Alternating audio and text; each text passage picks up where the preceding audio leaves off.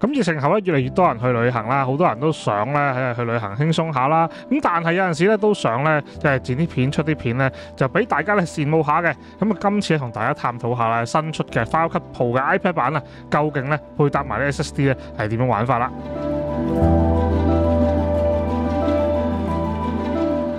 咁好多時啦，即係我哋去旅行啦，即係想輕便啲、大少啲嘢啦。咁但係有啲嘢冇辦法嘅，又想咧有時即刻出到啲相啊片啊俾大家，即係又剪片啦，或者係執相啦。咁點算咧？咁通常咧即係有而家新嘅方法啦，就譬如執相可以用 iPad 啦，有 Photoshop 啦，有 Lightroom 啊。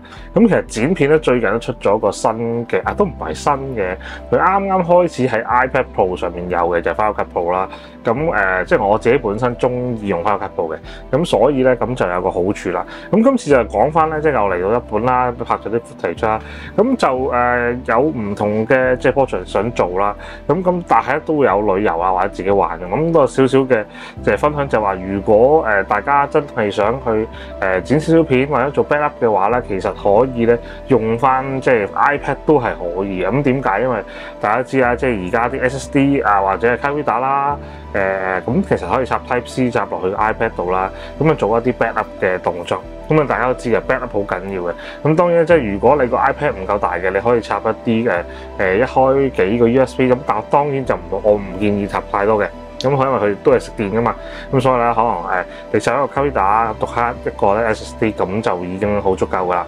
咁啊插翻入去 iPad 度咧就過翻 data 啦。咁當然即係如果你話你嘅 SSD 比較食電啲，你想穩定啲咧，你可以先過 iPad， 咁但係當然你個 iPad 要夠位啦。咁大家咧就可以咧就用因應唔同嘅情況咧去backup 自己嘅嘢，咁插翻落去，咁啊有啲片有啲相咁樣。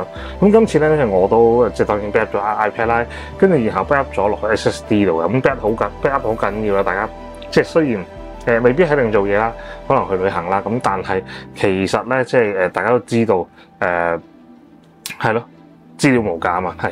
咁不如咧就先介紹咗咧，即係啲即係我今次帶過嚟咧一啲嘅唔同嘅嘢先啦。咁其實就都唔係話太多嘅。咁對於即係個重量上嚟講咧，其實如果行李就唔係太重。咁我試下影俾大家睇下先。嗱，而家咧因為我台面咧。咁我而家台面帶咗咧就係一個即係叫做方案，就係咧即係個 SanDisk Professional 嘅。咁有一個係 SSD 4TB 啦。咁本身咧即係我有啲做嘢嘅嘢 backup 咗落去嘅。咁萬一有需要攞出嚟咧，都有喺身。咁另外咧就一個咧好輕便嘅 4TB 啦。咁就係USB-C 啦。咁就插咗落去咧個 iPad 度嘅。咁本身咧即係又攞咗 card reader 啦，咁其實card reader 啊或 SSD 咧，咁大家如果自己用開，又或者係有咧，都繼續都可以，好大部分都係可以插翻落去 iPad 嘅。咁但係咧，即係我呢隻咧肯定得啦。咁因為我自己試過得。咁啊，大家有咩佢得唔得咧？咁但係可能你問翻個廠啦。咁但係咧，起碼我而家試咧，即係我手上嘅都 OK。咁啊，直接插翻落去 iPad 嗰度啦，咁就係咧可以咧，即係做翻個 backup 嘅。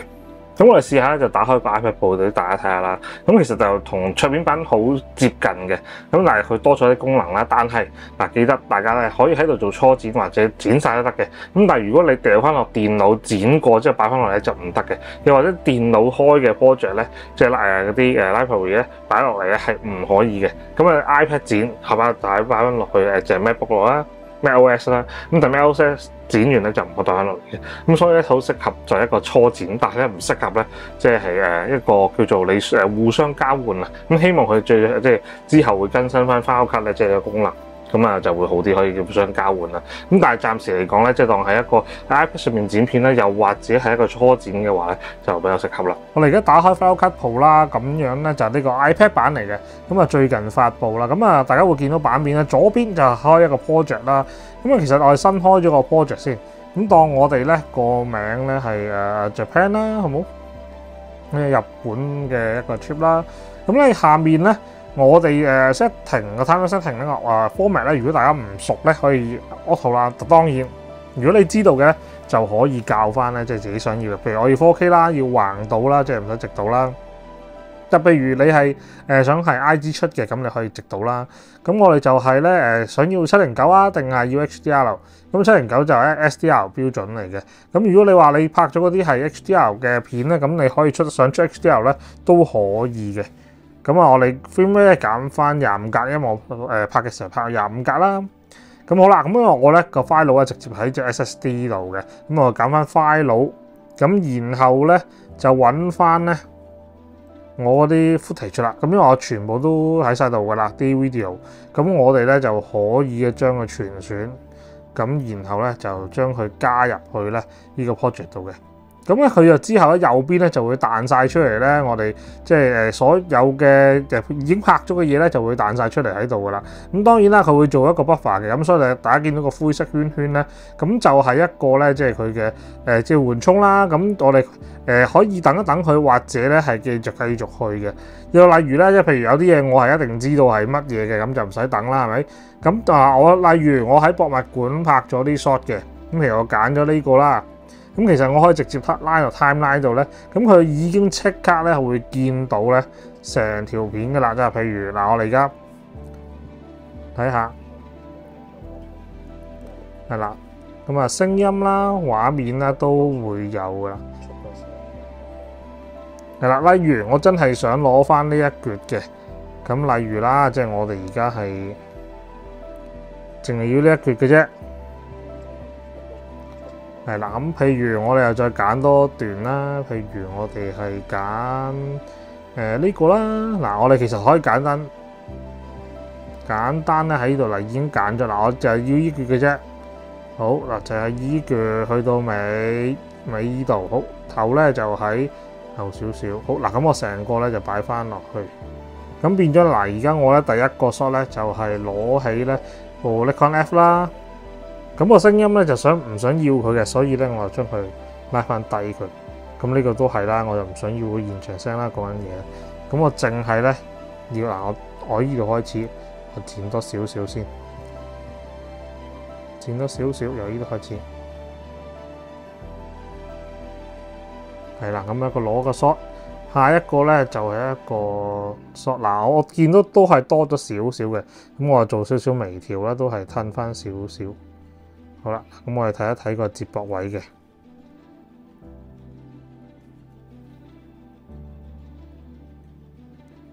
好，例如啦，我又加多個 shot 上去啦，我哋揀一揀。例如係呢一個啦，嚇，我哋就睇一睇嗰個嗱，咁樣推入去嘅撳掣。好，咁我哋推入去撳掣啦，跟住喺度整緊嘢啦。嗱，我成段都想要嘅。好，咁我哋就抽佢落去啦。咁當佢砌埋一齊嘅時候咧，我哋又可以睇下咧嗰個接口位啦。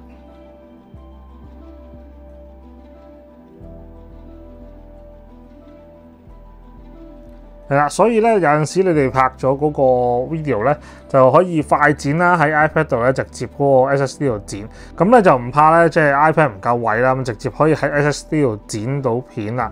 咁簡單啲咧，又可以咧就即刻剪啲片出街啦。咁亦都係啦，其實佢咧就可以咧有好多唔同嘅嘢玩嘅，即係例如咧，我哋可以有唔同嘅過場啦，係啦，跟住譬如我哋唔同過場啦，係啦，咁有好多唔同嘅 effect 啦，譬如係一啲嘅即係譬如校顏色啦，咁我哋可以咧就擺落去。咁咧又可以咧，即係譬如校佢嘅速度啦、條片嘅快慢啦，譬如佢究竟係個透明度係幾多啦，咁亦都可以咧喺度校唔同嘅嘢嘅，譬如佢嘅一啲嘅聲音嘅效果啦，一啲 effect 啦，咁我哋頭先擺咗個咧校顏色嘅落去，咁其實咧有陣時咧你有啲片咧想光啲暗啲啊，都可以咧喺呢度咧即係叫做一個微調啊。咁譬如啦，即係我想啲嘢 contrast 啲或者嘅 flat 啲咧，就都可以喺度校嘅。係啦，咁啊，大家咧有興趣咧都可以咧，即係叫做即係好似執相咁啊，即係啲片咧都可以輕輕地咧就拍。咁當然睇翻你咧，你條片本身啊，即係可以俾你嘅寬容度可以執到幾多啦。咁呢樣嘢咧就要視乎翻你拍嘅時候嗰個 format 同格式。咁啊睇下你部機啦。咁我哋就還原翻先。嗱有陣時咧，我哋想啲片咧咁得意少少啦，因為啲 iPad 咧有 Touch Mon 噶嘛，咁變咗咧我哋就可以咧就利用嗰個畫筆咧做一啲少少嘅特效。咁以前嚟講咧就比較麻煩啲嘅，咁而家嘅 iPad 咧直接可以咧喺上面咧，譬如我揀咗黃色，我括咗呢個相機佢，咁譬如咧我括完之後咧，佢就會咧喺呢度出翻頭先畫嘅嘢啦。咁啊都幾得意嘅，咁因為咧始終 iPad 咧係可以咧即係做呢啲嘅效果啦，即係譬如我依家我又想喺依度咧做一個 title 啦，就唔想用平時嗰啲啦，我直頭咧係用手寫嘅，咁譬如係 NIKON 係啦，咁然後咧到播嘅時候咧就係咁樣啦。就會多啲玩法啦，因為咧有咗 iPad 之後咧，你可以畫嘢上去啊嘛。咁啊直頭咧，即係好似以前咧，即係專業人士咁嗰個畫板咧去畫嘢上去，咁所以就係比較方便嘅。咁如果大家興趣咧，可以咧去即係有 iPad 啦，咁可以咧即係 iPad Pro 就download 翻咧呢個 Final Cut Pro，咁就可以咧留意下咧，即係呢樣嘢咧都係好嘅，因為佢剪完之後咧，其實咧個 project 咧，如果 save 咗喺嗰個 SSD 度咧。你係可以咧直接拎翻去喺 MacBook 度剪嘅，咁但係留意翻啦，即係嗰個project 咧，你可以攞去 MacBook 度剪，但係咧就你唔可以喺 MacBook 剪完咧就擺翻落 iPad 嘅，咁呢個係唔可以逆向嘅，咁大家依樣要留意下啦。咁到最後咧就試下啦，即係究竟插落 iPad 之後咧，咁始終 iPad 個界面咧一定冇Mac 機啦，又或者 PC 咁快，咁所以咧速度上咧一定同原生嘅分別。咁我哋就睇下咧，究竟插落 iPad 嘅時候嘅速度係幾多啦？咁插落去見到咧就係得意喎，就係寫入咧係快過讀取嘅。咁寫入咧大約係800 M 左右啦，咁讀取咧就有470幾 M， 即係500 M 左右嘅。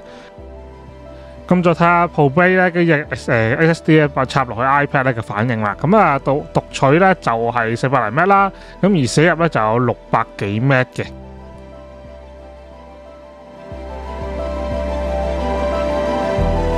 咁啊，今日講住咁多先啦。希望你中意片啦，中意條片咧，下面咁樣 like 啦。咁啊有咩意見下面留言度講啦。有咩想我試想嘅話咧，都可以一齊傾偈，一齊即係。建議下我睇下可以講啲乜嘢嘅，咁希望今日咧喺日本嘅一個咧即係旅行嘅一個小分享咧就到此為止啦。咁啊，希望大家記得 subscribe 個 channel 啊，因為咧係啊講好多次啊，因為好多人咧未 subscribe 啊，多支持係啦。咁啊下面留言支持我都可以嘅。咁我哋就係咁先啦。我哋睇下如果大家如果未睇其他嘅日本片咧，記得啦，即係去睇埋啦。咁我哋下次再見，拜拜。